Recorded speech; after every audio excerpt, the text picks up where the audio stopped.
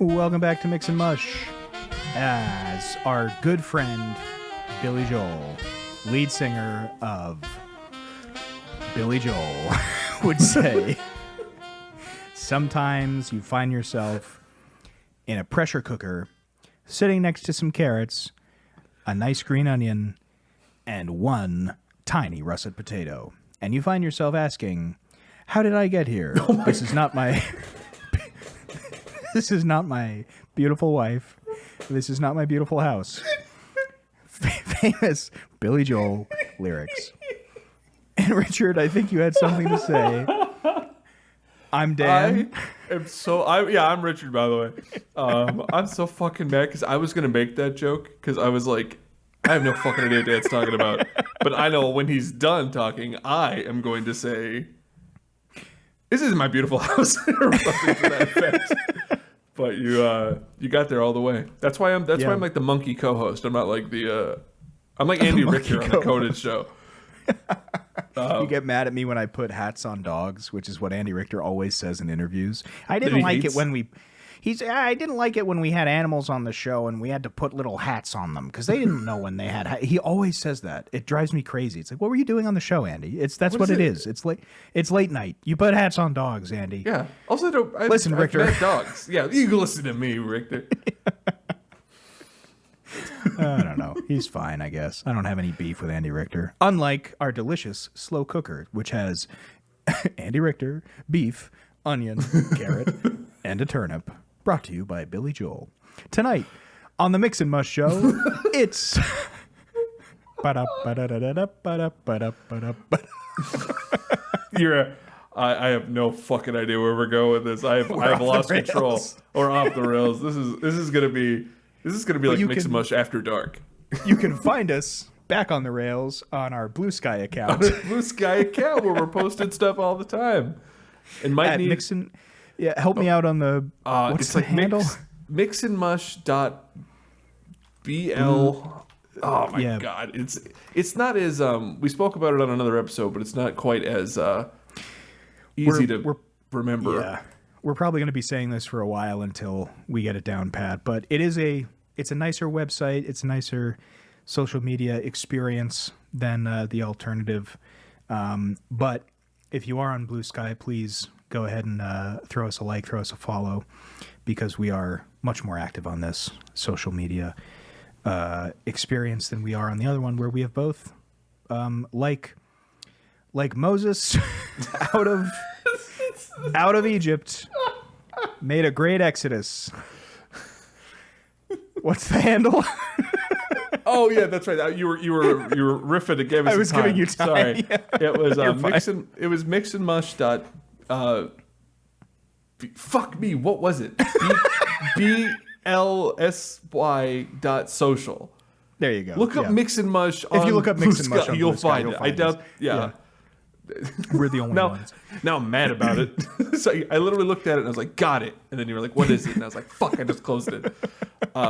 Also, I just want to say Merry Christmas, because I believe this is the Christmas episode.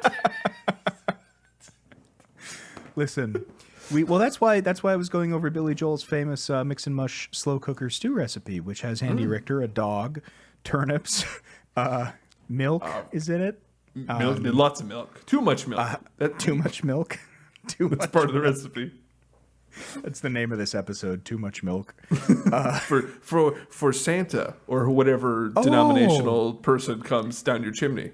Yes, too much milk for Santa or whoever. The peeler, which I think is our peeler. It's our Christmas monster, which we've definitely landed on through our own experiences. I have wanted to pitch that we make our own Mix and Mush holiday, but I figured we'd be biting a little too close to the bit at the McElroy family, because they did already do that. But here's the issue that I have with that kind of thinking. I do think there are a number of podcasts that have existed podcasts have been around for a very long time, and there are some people podcasting who have kind of done a lot of bits that you kind of risk the potential of biting by just doing podcasts. So that's a good point. I think as long as we don't literally just kind of do a shade of whatever they did, Yeah. Like literally. This is candle mush. Well, that seems close. Yeah, that's a little too close. So yeah, I think I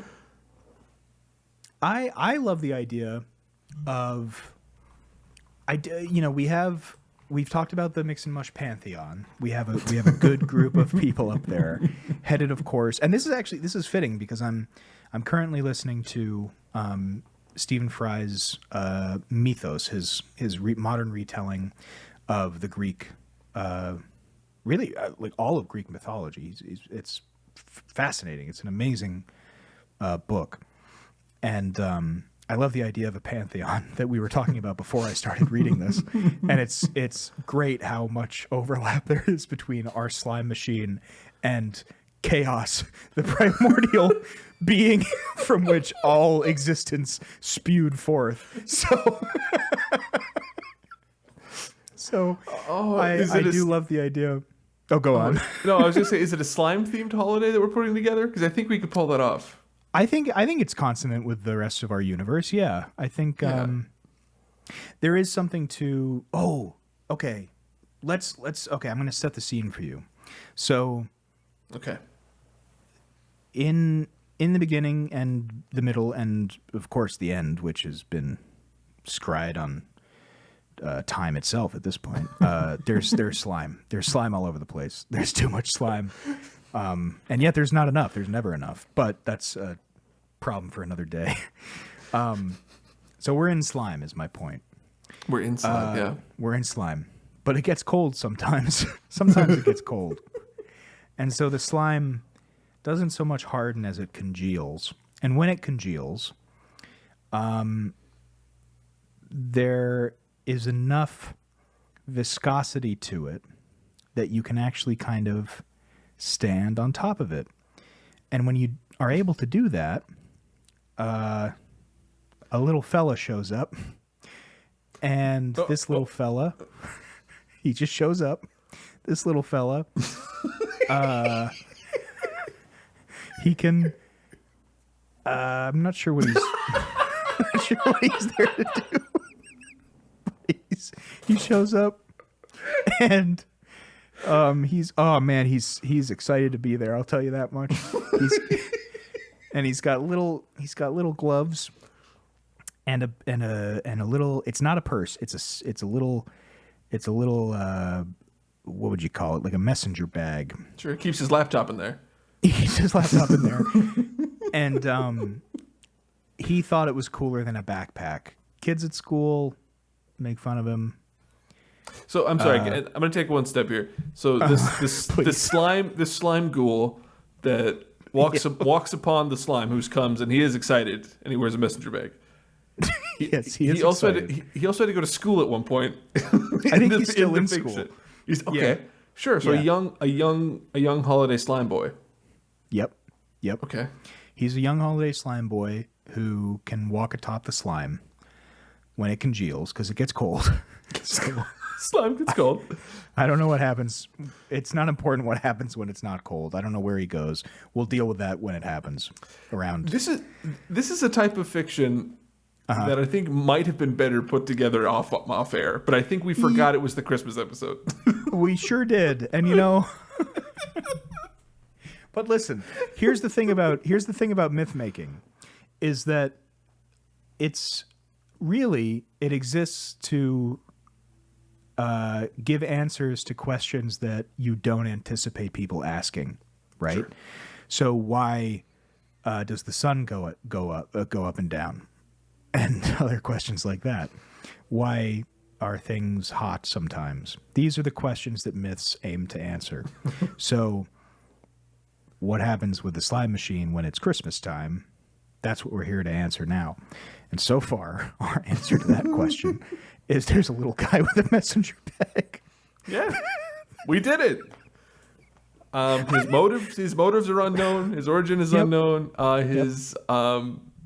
There might be presents involved in some capacity, but that isn't really important to the story. Yeah. Nah. Nope. Nope. Listen. Listen, That's a good way to end any like improv about a story. Nope. we're gonna put a pin in it for now, and we're gonna we'll revisit it. As we're gonna revisit it as the I think that's a good plan. We're gonna revisit it as the episode goes on, and we'll see if we have any ideas. This is the pitch episode for Christmas and Myth in Myth. Ooh, Christmas in Mythland for the slime for the slime episode. For what the hell are we doing with this guy? Who's this guy? Is this anything? The Christmas episode. Is this anything? Is this anything? The Mix and Mush experience, like a mix and mush Christmas. Is this anything? So far, we have Billy Joel and Andy Richter making a stew, and a little fella on top of slime.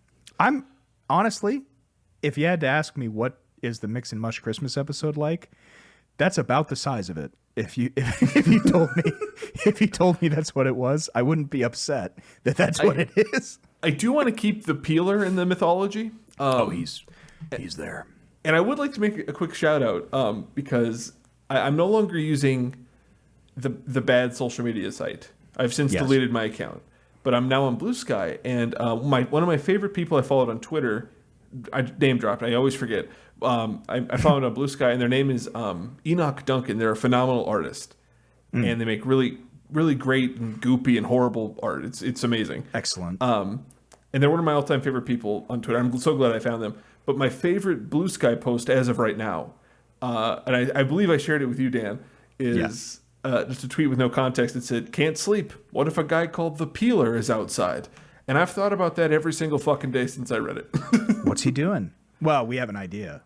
Idea. Yeah. Yeah, I hope not. I do like the idea that he's kind of a Krampus to the little fella's Kris Kringle. You know, there's a peeler. He's kind of he's doing something unsavory compared to whatever the guy with the messenger bag is doing. I'm not super convinced that presents are involved yet, but maybe.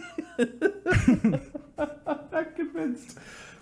The enemy of the slime machine is the peeler, or is the slime machine above such quarrels? I think that's the case, because like I'm thinking of, I really love the idea in myth kind of across the world. There are like these, there's gods and like deities, right? And they usually represent like natural forces in the world of some sort. Like you have the like Ares, the god of war, or like in Japan you have spirits of nature and things like that. But before them, you often have like time or like space or like, you know, the nature of like being itself, right? Or like light and darkness, right? Or like in Christian myth, it's like there was nothing and then there was God, right? Yeah. And I kind of love the idea that it's like the slime machine is just like, it is. And then there are things that happen afterwards because the slime machine pre-exists whatever we can think of afterwards. Well, I think the true state of the universe is slime. Yes. And we've said it before, maybe on accident, that all things return to slime. Yes. So, I think we've figured that out. Perhaps on accident, as you say. Perhaps on accident. The extension of the slime, maybe it's a little guy. Maybe it's Stu. Maybe it's a peeler. Maybe it's the peeler. But in the end, maybe that's more what we need to, the unity of the holiday. In reality, we're all just slime. We're all just slime. I like the idea that it's almost like Lord of the Rings, how like, you know, in Lord of the Rings, there was like the god of the universe. And then there was like there was a guy, Morgoth, who was like the devil basically. And then there's Sauron, who was like Morgoth's bud. Do you know this story? It's really I have no funny. idea what you're talking about. Oh my god, it's so like, it's cool, but it's also like, this is my favorite thing about like fantasy and myth and everything, is that I can explain it to you in one of two ways. This is true, and this is why I love making it, because it's either the coolest thing you've ever heard or dumb. Right? Oh, great! I'm so excited. And so the cool way is that, in the beginning there was Eru Iluvatar, the creator of everything, and it was pure light and love, and everything that came from it was only to bring order and light to the universe. And from this light and ever-flowing radiance came Morgoth, but Morgoth sought power, and from Morgoth all of the darkness in the world came, including his denizen Sauron, who sought even further power from Morgoth. And when Morgoth fell, Sauron took on the mantle to take on this darkness. But then I can explain it like this. There's a big guy, and he wanted to make everything. Morgoth wanted to take everything, and he didn't do so good at it. And his friend was like, that sounds pretty cool. I want to do that too, but I'm going to do it with jewelry. And when I do that, I'm going to put all my blood in the jewelry. And when I do that, I made a mistake because I should have kept all my blood in me. And then I forgot where I put all my blood in the jewelry. It's in a river, and I don't know where the river is. And then 2,000 years happen, and I found the jewelry blood, but I don't know where the jewelry blood went. So now I don't know what to do. I think That's Lord of the Rings. Merry Christmas. Merry Christmas, everybody, and Happy Hanukkah, Happy Kwanzaa. Lord of the Rings. Lord of the Rings, which is I think a thinly veiled metaphor for Christianity. Or am I thinking of Lion, Witch, and the Wardrobe? I think it's both. Is it both? Okay.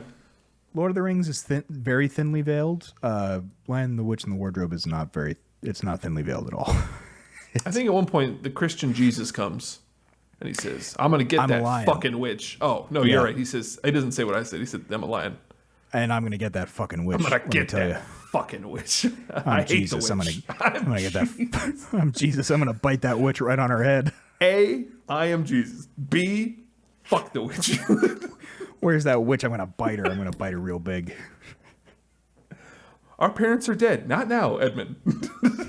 Santa's in that. He's real in that. Oh my God, he is, isn't he? Remember? Yeah. He gives them all. He gives them gifts that are weapons. He's like, Edmund, here's a sword. Kill a bunch of people with it. Merry Christmas. I'm Santa. Well, see you later. You just leaving now? I gotta be on Polar Express, the film with Tom Hanks. With my good friend Tom Hanks. Here's jewelry with a bunch of blood in it. Don't lose it in the river. Oh my God, do not lose it. It's so important that we keep track of it. I'll see you in 2,000 years. No man can kill me. It's me, evil Santa. Goodbye. Evil. I'm back from the other joke. From the other joke. It's me. Oh, evil Santa. Oh. Which of you speak for your army? I don't know. I haven't seen Lord of the Rings in a long time. Not enough Christmas remakes of famous properties into a holiday themed event. I know. You know. That I can't even believe that we didn't think about this. Shows how much it is important to plan things, but it's also important to be spontaneous. I agree. And the reason I say this is because we should talk about some Christmas properties that do a bad job of Christmas. Because we've mentioned in passing, after watching some of the Terrifier films, that David Ashby Thornton. That sounds right. The Terrifier, The Terrifier man. Mr. Terrifier, plays John the Grinch. Terrifier. He does play the Grinch in the Mean One. In the Mean One, which I watched recently. Oh my God! You didn't tell me that? Yes, I did, and I don't remember if you had seen it or not. I had not. No.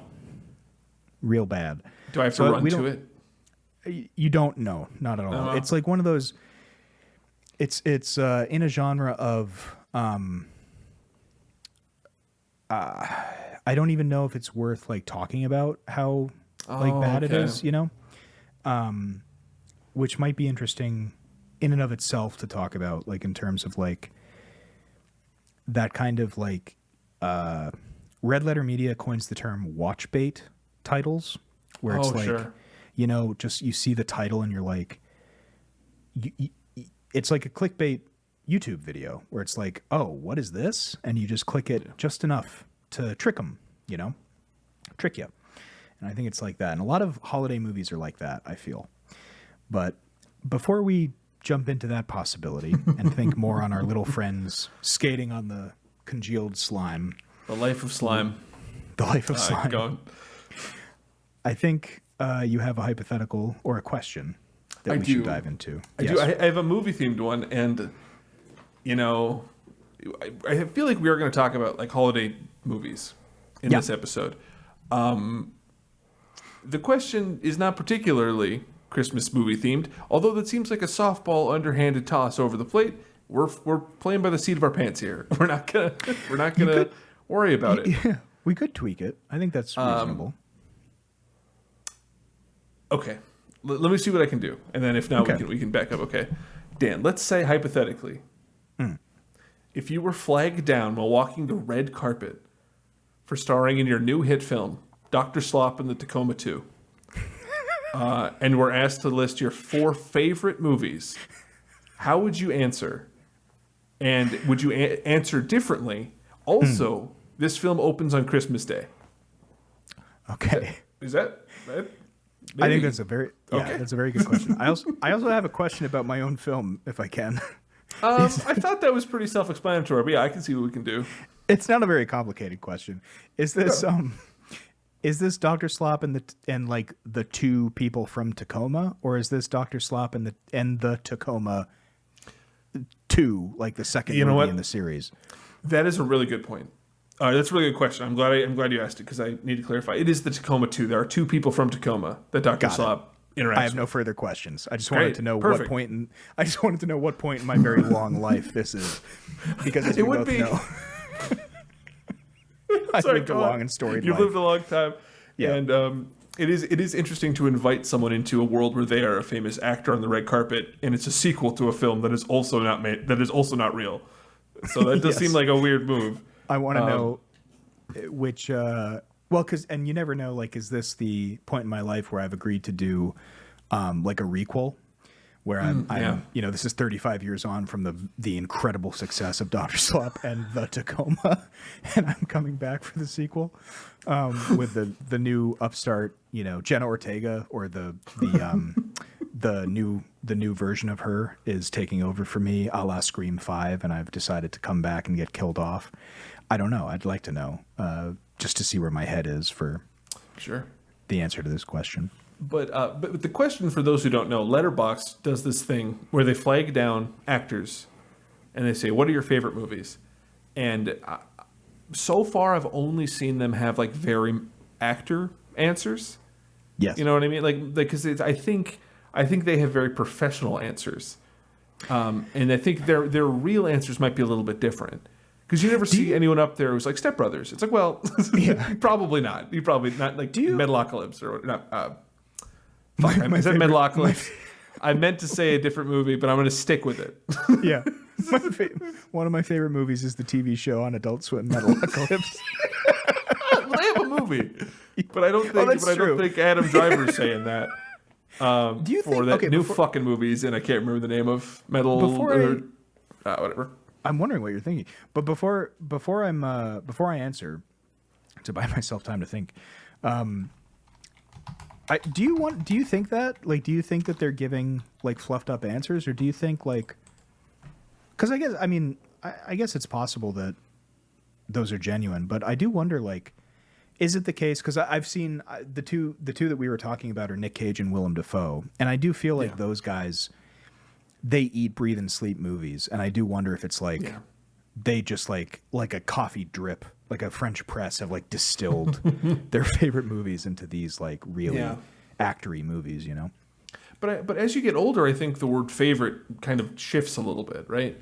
Yeah. So I think it might be just tough. And if Adam Driver in Megaopolis, the film I was trying to reference earlier, when I said Metalocalypse, fucking dumb. I didn't even think of Megalopolis. That's why I kept saying I was like, I gotta mention Adam Driver because that is who I'm thinking of in this film.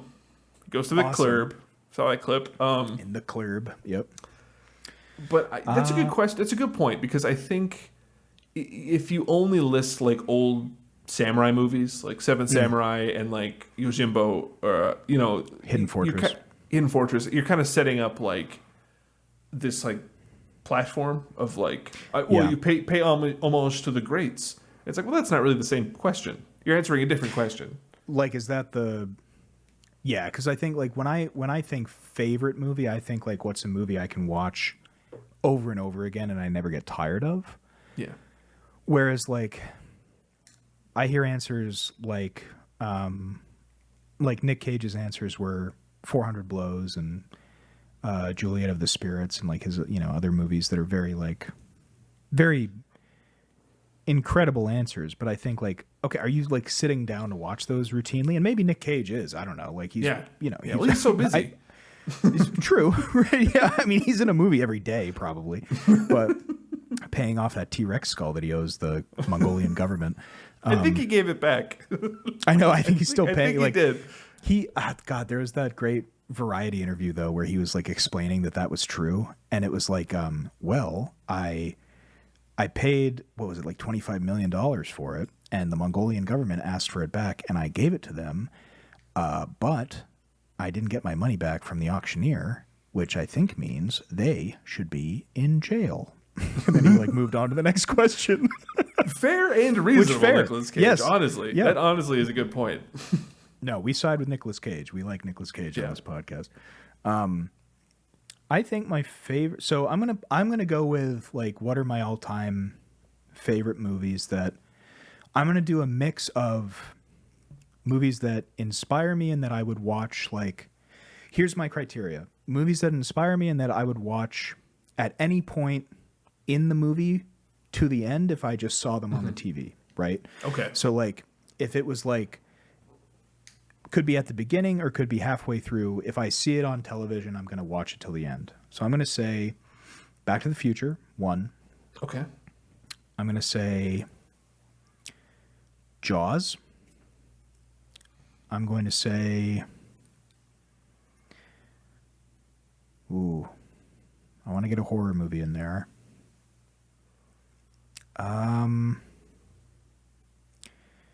Back to the Future... Jaws. I would say Hausu. And I would go with like a more modern movie would probably be... It's not more modern, but I would say Old Boy.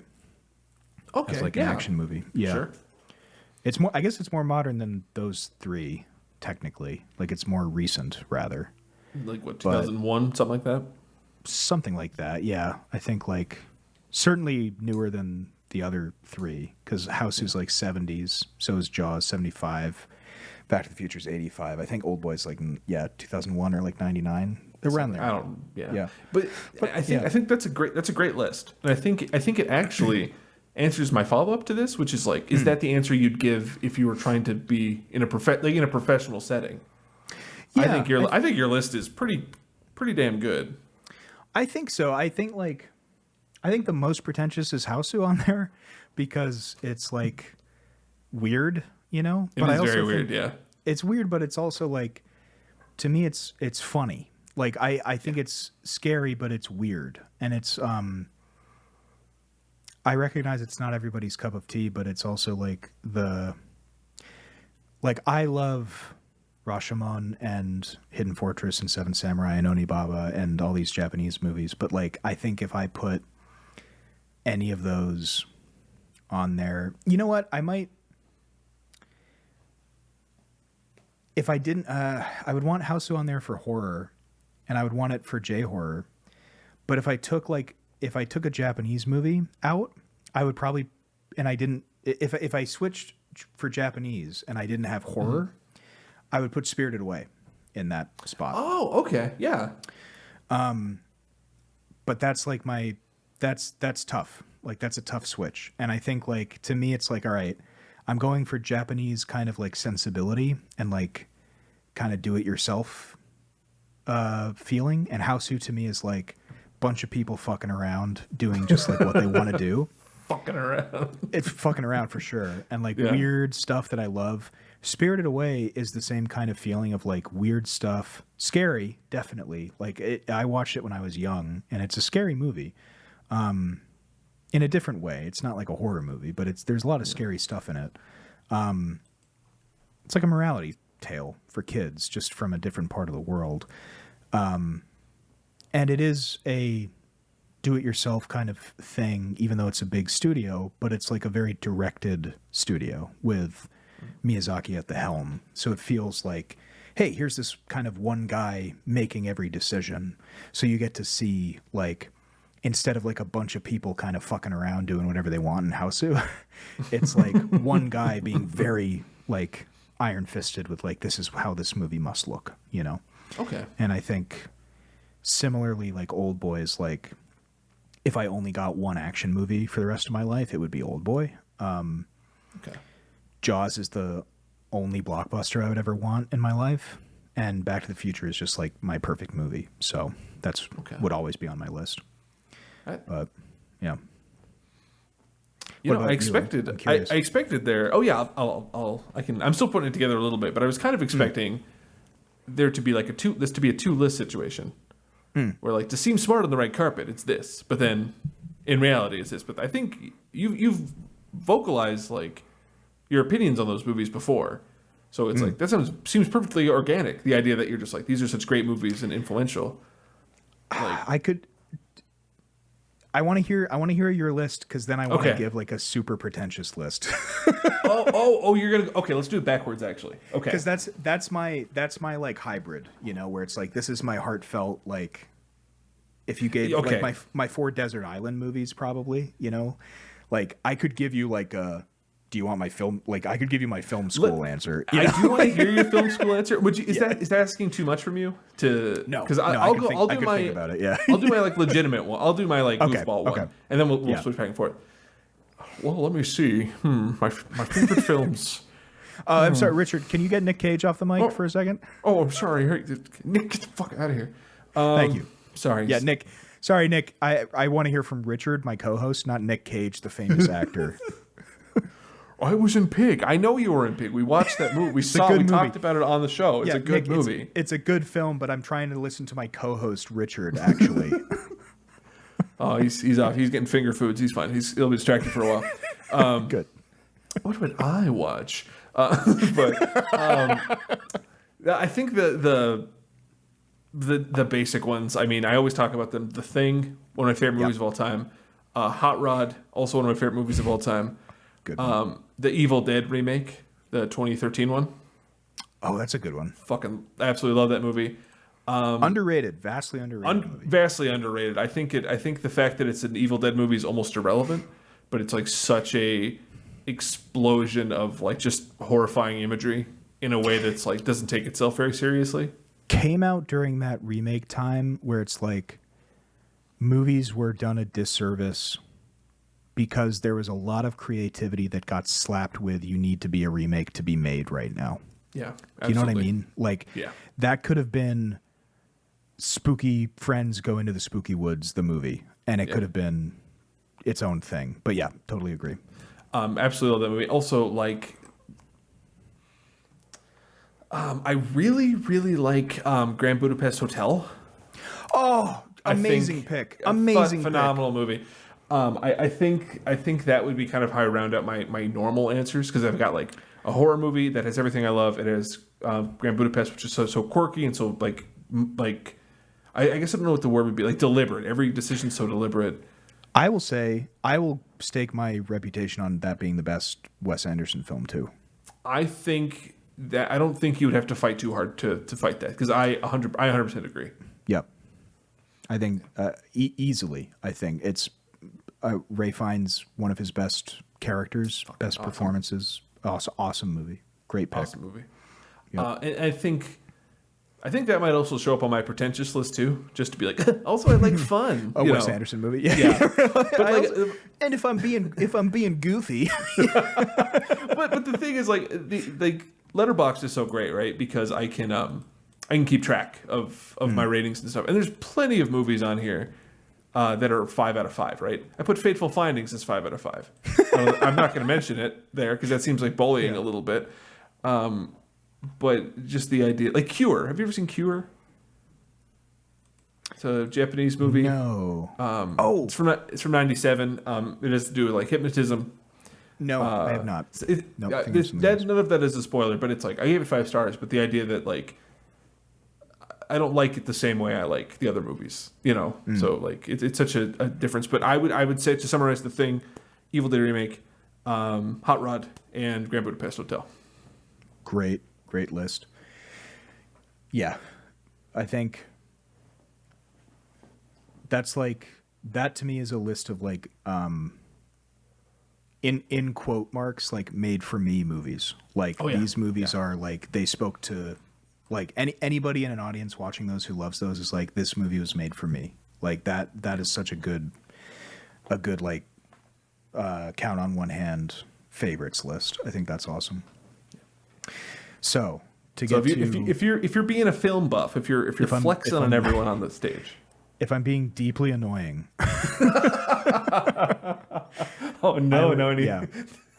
I would say The Cabinet of Dr. Caligari. Okay. The horror for a horror film. I would say Eyes Wide Shut for a Kubrick film. Okay. Which is maybe not that controversial for Kubrick, but no one I know who casually likes film likes that movie because it's really slow and annoying. I've never seen it, but I believe you. It's based on a book, and it is very hypnotic. It feels like a dream. It's all the stuff that you hear about movies being that people hate. They hate that. Yep.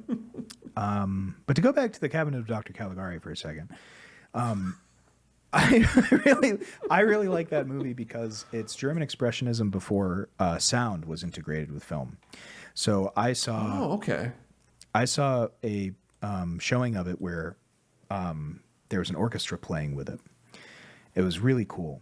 And that movie is really scary in a way that, for listeners of our last episode, I feel that the Victorian and Gothic novels that we were talking about is scary because it's like before modern set design and storytelling existed in film, it did its own thing where it was like, it was German Expressionism, which is a term that existed then, but like only for like a year before it came out.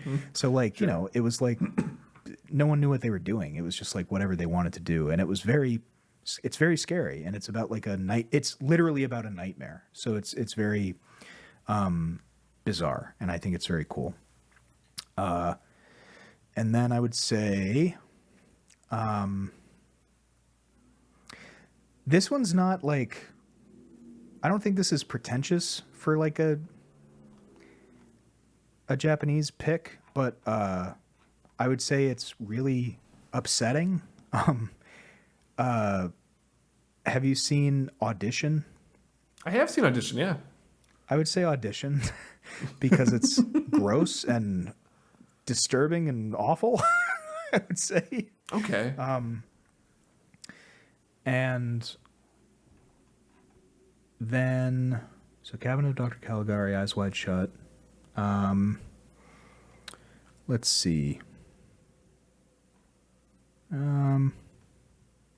What's like a funny one I can add in? A pretentious funny one. Yeah, a really pretentious funny one. It's a mad world. No, that's not pretentious. He literally kicks the bucket in that movie. That's one of my favorite jokes of all time. It's a fine movie. I was just thinking about old comedies. It is, yeah. Okay, I will do an old comedy that is going to win me no friends. With Nell and I. No one will even know what I'm talking about. I have no idea what you're talking about. It is. I don't know that it's pretentious. Just nobody knows about it. But it's very funny.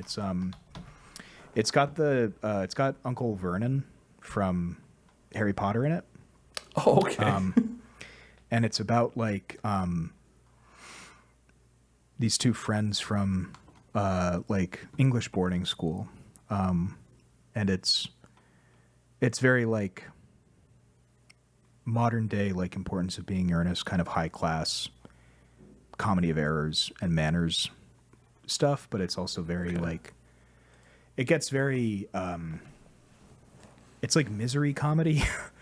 If that makes sense. Yeah, it's to me it's very touching. It's kind of like it's like Arthur without a happy ending in a lot of ways. Okay. Yeah, it's like Arthur 2, I guess.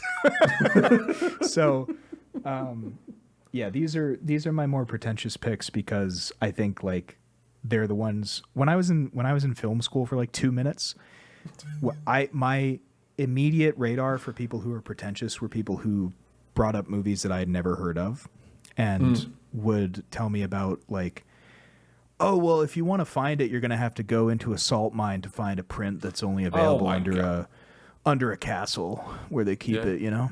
You have to really watch it in 8mm or whatever. Yeah, you know, to find Audition, you're going to have to subscribe to... Now the way that... now what it is, instead of that, it's like, to find this movie, you're going to have to subscribe to... it's called Tubiru, and it's a subscription service that's only available through Romanian televisions that you can buy on Amazon.de. Man, what a great Videodrome remake we're doing. Fucking A. Pretentious. Oh, no. Man. See, okay, but that's... Cronenberg said that, like, oh, you know, all these secret movies that you would find watching, like, late night TV.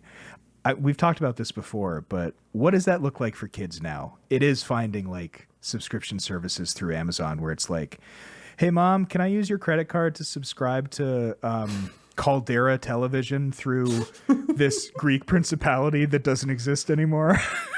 Well, I wonder if it's just like not like a streaming thing, like, oh, I actually had to rent this movie on Amazon. It wasn't an Amazon original or Netflix original. Something like just one step away from, like, if the more steps it takes to get out of YouTube, maybe that's where the pretentiousness lies now. They're like, have you ever seen RoboCop? Finding the Kim's Video, like Amazon front online, something like that. Yeah. Oh my god. Yeah. Good question though. I like these like little. I think you had that really great review template that I think we should use more, which is what would it be a good double feature with? And I like the idea of like using this as a template too, which is what would you put it with in a letterboxed like buckshot review like this? Sure. I think that's kind of fun. Yeah. Not to toot my own horn. Can I do a pretentious list real quick? Oh, please. Yes. Very quick. Okay. 12 Angry Men. Onibaba. Good. A Serious Man. A Serious Man. That's a good one. I might have started too strong. Let's do... And Disney's Aladdin. Disney's Aladdin. You know what? Disney's Treasure Planet. Yeah, let's fucking... Hey, let's go a little outside the box. Yeah. Much overlooked. One of the better Disney movies. Genuinely. I wish that I wouldn't have interrupted you to be like, I want to do a pretentious list. I'm like, fuck, that's only 3. I didn't three really good ones though. Couldn't even finish the list. Citizen Kane, that's really, fine. Really good. Oh, Citizen Kane. I mean, yeah. People don't. I don't know. I was going to say that having no data to back it up, but I was going to say like people don't watch it anymore. But I don't know. Maybe they don't. Yeah. It's good. Citizen Kane, good movie. It's good. And you know what? Yeah. That's all I've ever wanted for Christmas, maybe? It's people to watch Citizen Kane. Oh, maybe the little fella is a little Orson Welles. Little Maybe Orson. he's just sitting there, little Orson. This is shit, you know that. Oh, Dan. Instead of the Elf on the Shelf, you get Little Orson. Little Orson, and you watch a movie with him. And it's I invented this, you know. What is this, a rack zoom? I did this before anyone. They told me you couldn't do it. What? Oh, yes. Why did I add little cockatiel screaming? It's because I wanted to wake up the audience. No one did a jump scare before me. Mom, can we put Little Orson in the other room? I'm trying to watch Bluey. Yeah, that's probably fine. Get out of here, Little Orson. Don't put me away. I don't like to. Don't put me away. Maybe I think our holiday needs to be. Put me away. Don't put me away. I think our holiday needs to be movie themed because I love the idea of Little Orson. Little Orson. Not wanting to be put in the cupboard. No, don't put me away. Please, no. Only once a year. Let me watch something. Don't put me in the dark again. What won Best Picture this year? It hasn't been read yet. I don't know, Little Orson. You haven't seen any of the movies. What do you care? Please. Please. Little Orson Welles So wants sad. to know with his little messenger bag filled with frozen peas. Oh, you know those commercials, right? Have you seen those of him reading the copy for? Oh my God, they're the best. I've seen the one with the wine. That one's amazing. No, it's like it's him going like every summer, farmers in the. This is shit, you know that. Oh, It's just yeah, him I have so heard that pissed. one. Yeah, he's like he weighs like poor Orson Welles. He weighs like 500 pounds. He's like got no money. It's like he's one of the most influential filmmakers of all time, reduced to reading copy for frozen peas. And you can hear like the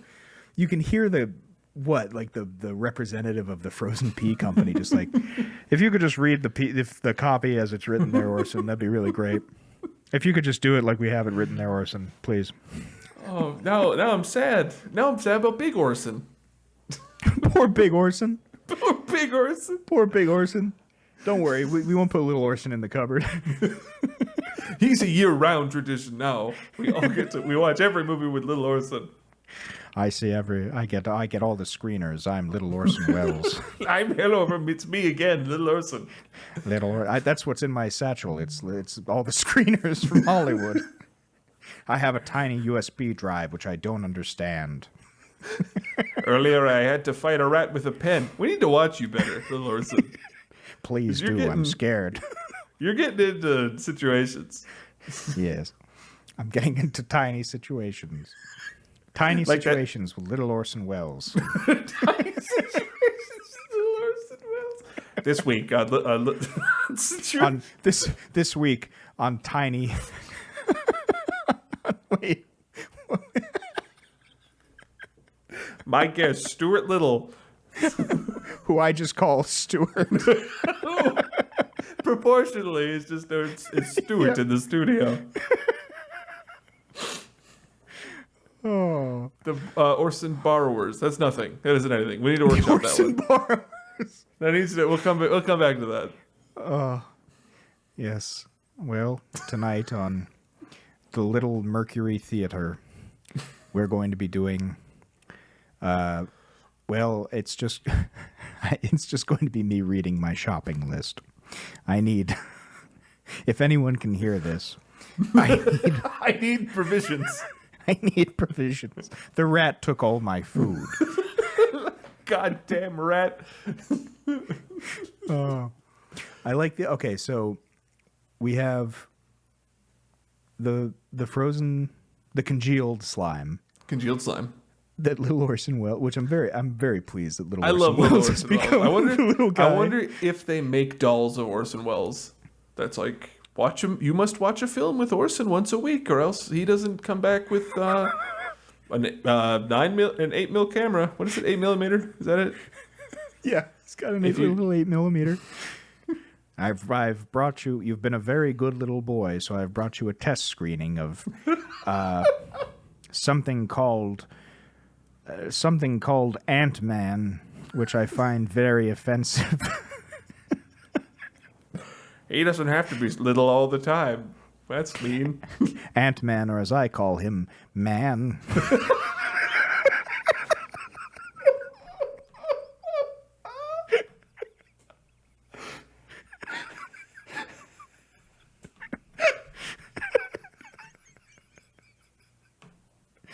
Thank you, Orson. We need one more. We need one more. Big, enormous trouble in normal China. Is that anything?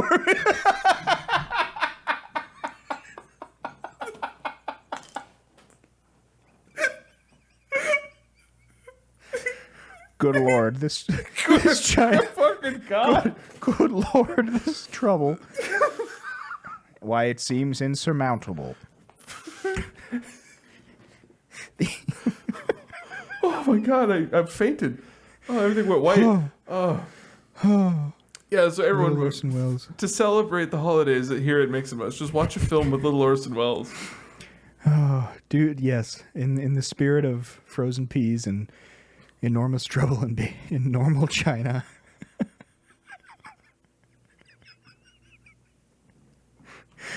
I don't even know if he needs a nemesis. I think it's just his daily activities that he's trying to do.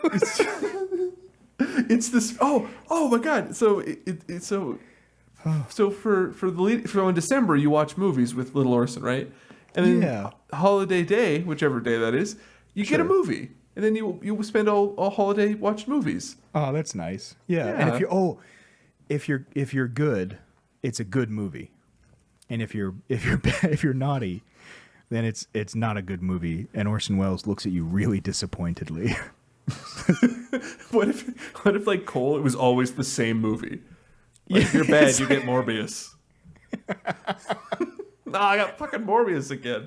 Or he does like a mashup, but it's like a really weird, like it's Morbius Mall Cop, like Paul Blart Mall Cop. Oh, I thought you meant like one of those dual packs you can get. Where that's two DVDs, and it's like he what's taped it together. Yes, it's Morbius. It's Paul Blart Mall Cop.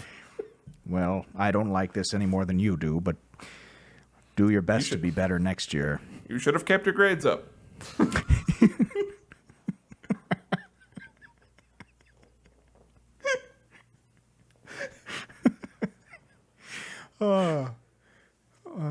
Elf on the Shelf, but it's just little Orson Welles. This is great. This might be the best idea we've ever had.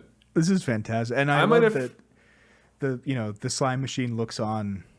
We think smiling. It's just looking down. Surely. Yeah, it's what's it when you don't care? Is it malevolent, something like that? I think so. We hope not malevolent. Oh my God! Is it malevolent? I don't know. Shadow the Hedgehog is it? They use a word like that to describe Shadow the Hedgehog, who has nothing to do with Christmas or little Christmas. No, he's not there. Yeah. Oh man. Well, I think, man. Well, see, this is why it's important. Well, boys and girls, and everyone in between. This is why other distinguished guests, big or small, little or not.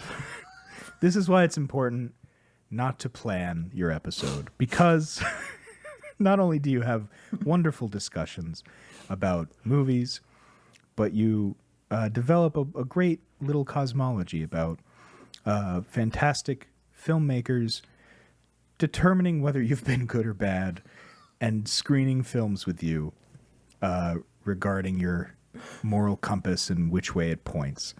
So from all of us here at Mix and Mush, we wish you a happy holiday season. And from little Orson Welles, I think we can all say, this hasn't been shit. Also watch 8 Crazy Nights. I'm just going to throw that in there. There you go. Yeah, sure. Any last thoughts, Richard? I don't think there's anything left in me as a person. I think I'm a new person. I think I've shed old Richard, and now I'm Richard Prime. I've become more powerful. But no, I got no other thoughts. Dan, you got anything? No, I think the shedding ritual has begun. That's another notch in the cosmology that we'll have to add in. Well, in that case, have a safe and happy holiday. Follow us on the lovely Blueski, and join us on Patreon, of course. Look forward to another lovely year of whatever the hell this is. Which we enjoy greatly. I should make very clear. Yeah. And we'll see you next time. Goodbye. Until then, goodbye.